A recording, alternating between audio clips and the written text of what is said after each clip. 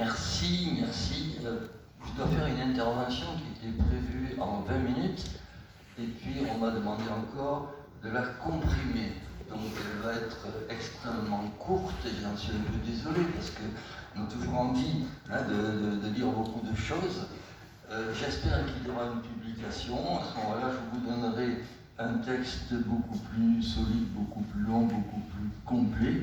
Là, je vais aller très vite en vous présentant quelques images. Alors, les petites P dans les tranchées 1914-1918, c'est un sujet qui, dans l'historiographie française, a été peu étudié pendant très longtemps. À la différence de l'historiographie britannique. Vous avez là, sur l'écran, deux livres fondamentaux britanniques. Le premier à gauche de Tony Ashworth. Donc vous avez là la version en collection de poche. L'édition grand format avait paru dès 1980. Et Ashworth, dans un très gros bouquin ici en collection de poche, a étudié systématiquement cette question et a montré qu'il s'agissait d'un véritable système. Un système où on ne veut pas obéir à la violence commandée. Chaque fois qu'on peut ne pas obéir à la violence commandée, on n'obéit pas. Ça implique une solidarité dans le groupe et ça implique aussi une réciprocité entre les deux camps qui sont face à face. Le second bouquin qui est là, avec les trêves de Noël, c'est aussi un bouquin de 300 pages, donc très documenté, mais qui est spécialement consacré à cette fameuse trêve de la Noël 1914, qui est certainement l'épisode de trêve et fraternisation le plus documenté dans l'histoire. Donc, les Britanniques étaient un peu en avance sur nous. S'il vous plaît, la suite. Pourtant, bien que la France soit en retard, il y avait déjà, en 1978, la publication des carnets de guerre de Louis Barthas, qui évoquait déjà une espèce de typologie de ces traits de fraternisation avec des tolérances réciproques entre Français et Allemands, avec une évocation très brève de Noël 1914, parce que Barthas étant un observateur et un écrivain honnête, n'étant pas en première ligne, il n'a pas pu entrer dans les détails, il a simplement signalé qu'il se passait quelque chose sur le front. En décembre 1915, par contre, en Artois, c'est là qu'il y a sans doute la page de Barthas la plus fameuse, dont on va reparler dans une minute.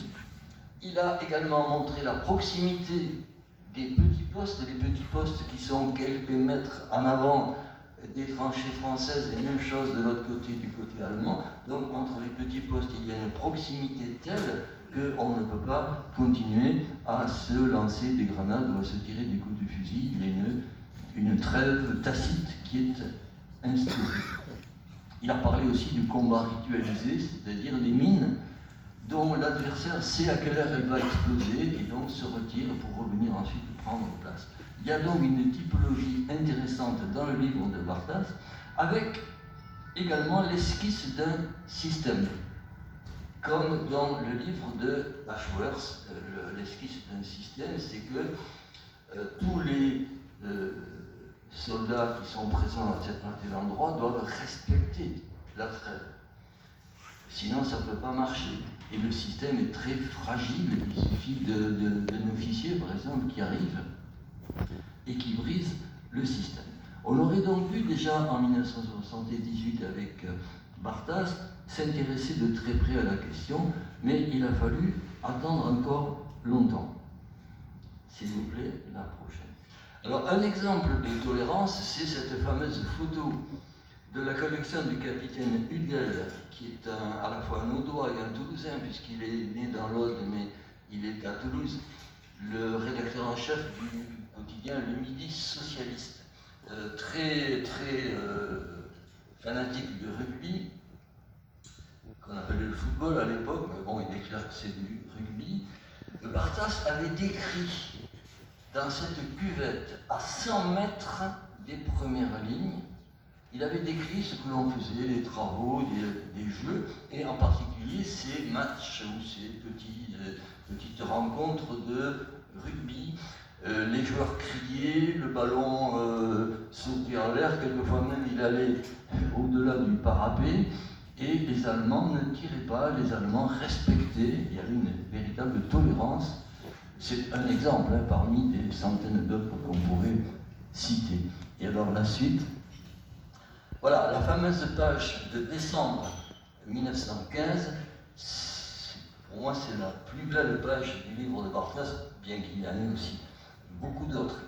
Et il termine ce récit de fraternisation par un appel en disant « Qui sait, un jour peut-être, sur ce coin de l'Artois, on élèvera un monument aux fraternisations. » C'est un texte qui date de décembre 1915 et nous allons voir dans quelques instants comment cet appel aura été entendu. S'il vous plaît, la suite. Alors, pendant longtemps, un certain nombre d'historiens ont dit les trêves et les fraternisations, ça n'existe presque pas. Il n'y a pas de document, on n'a pas de document pour montrer ces trêves et fraternisations. C'est évidemment une erreur. Les documents, il faut aller les chercher là où ils sont. Par exemple, à gauche, vous avez le livre publié à Toulouse, 500 témoins de la Grande Guerre, c'est un livre national, avec beaucoup d'exemples Haute-Garonne, Haute-Tarn, etc., mais également pour toute la France. Et donc, il faut aller chercher les témoignages, les documents sur les trêves et fraternisations, là où ils sont, c'est-à-dire dans les carnets des combattants de première ligne. Si vous vous contentez des textes d'officiers ou de la filière qui sont beaucoup plus loin de la première ligne, ils ne peuvent pas fraterniser. Pour fraterniser, il faut être face à face. Louis Barthas a été à un moment donné face à un autre écrivain témoin de la guerre allemand, Dominique Richard, que d'ailleurs l'éditeur appelle le Louis Barthas allemand. Ça aurait été passionnant qu'ils fraternisent, évidemment, mais ils ne l'ont pas fait parce qu'il y avait à ce moment-là 800 mètres qui séparaient la ligne française de la ligne allemande. À 800 mètres, on ne peut pas fraterniser. Si on est à 10, 15, 20 mètres, là, on peut fraterniser. Et ce sont donc les témoignages des combattants de première ligne qu'il faut aller chercher. C'est ce que nous avons fait dans ce livre collectif, très toulousain mais aussi national, 500 témoins de la Grande Guerre. Et puis deuxième catégorie de documents, c'est l'enveloppe que vous voyez à droite, c'est la censure du courrier. En tant que citoyen, on peut être contre la censure, mais en tant qu'historien, il faut être tout à fait pour, parce que cette censure nous apporte des quantités de documents. Les censeurs lisent les lettres. Ensuite, l'enveloppe est de nouveau cachetée avec un tampon qui montre qu'elle a été lue, et les censeurs notent tout ce qui est dit de bien, le brave général Joffre, etc., mais aussi ce qui est dit de mal, les mutineries, les fusillés pour l'exemple, les trêves et fraternisations. On a comme ça au château de Vincennes, là où sont les archives du service historique de la Défense, on a ainsi des rapports considérables sur toutes ces trêves et fraternisations qui ont été lues par les censeurs. Elles sont certainement encore beaucoup plus nombreuses, ces trêves, parce que, bien sûr, les censeurs ne pouvaient pas lire les milliards de lettres qui ont été échangées pendant la guerre. Donc il y en a, on a les documents, si on peut ajouter aussi qu'il y a de la documentation que j'appellerais en creux, c'est-à-dire les ordres des généraux qui interdisent les fraternisations. Et quand ces ordres doivent être répétés à plusieurs reprises, c'est aussi une preuve indirecte que ces trêves de fraternisation existent.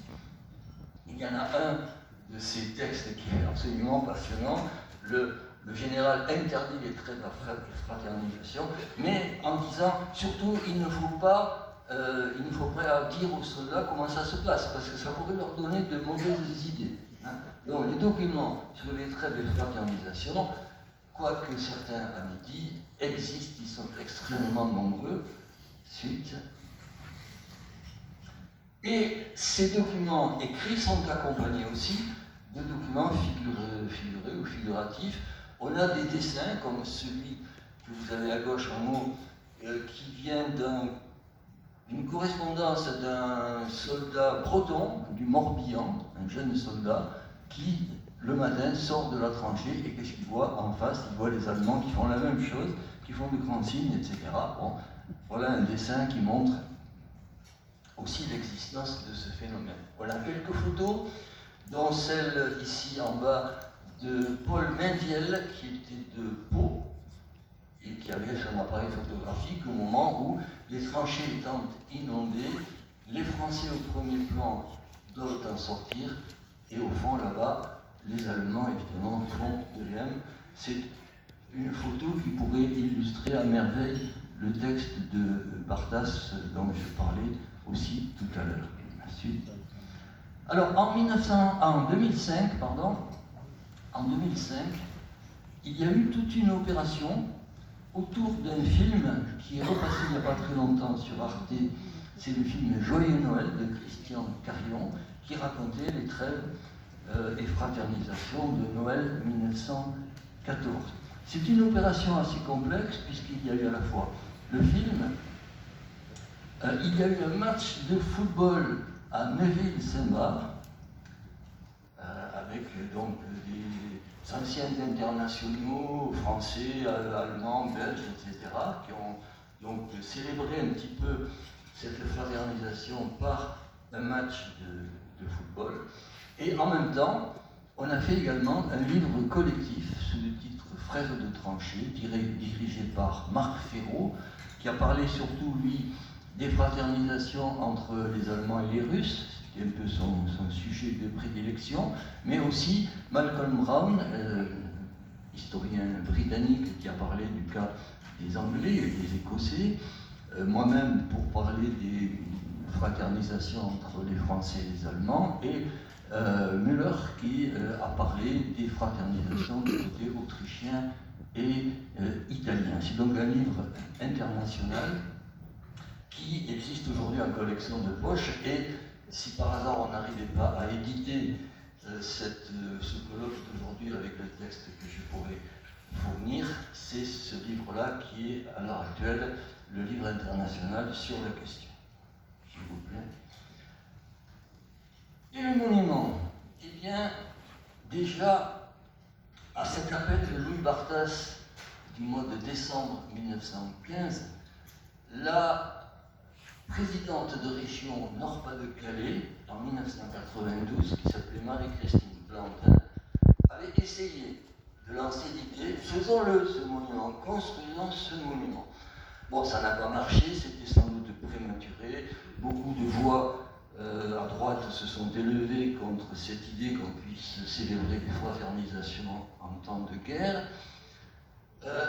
Tentative également de Christian Carion, l'auteur du film, en 2005, ça a encore échoué, et c'est finalement 100 ans, exactement 100 ans après l'appel de Louis Bartas, que le monument a été édifié à l'endroit même où Bartas racontait sa fraternisation de décembre 1915.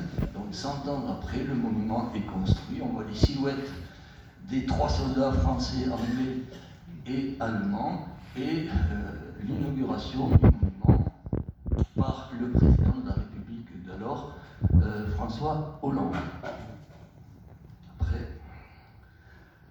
Donc cette très brève communication, pour des raisons techniques faciles à comprendre, se termine en rappelant que nous sommes quand même dans l'association des amis de Jean Jaurès à Toulouse, que Jaurès est très présent dans ce colloque. Eh bien, les trêves de fraternisation sont tout à fait dans l'esprit de Jean Jaurès.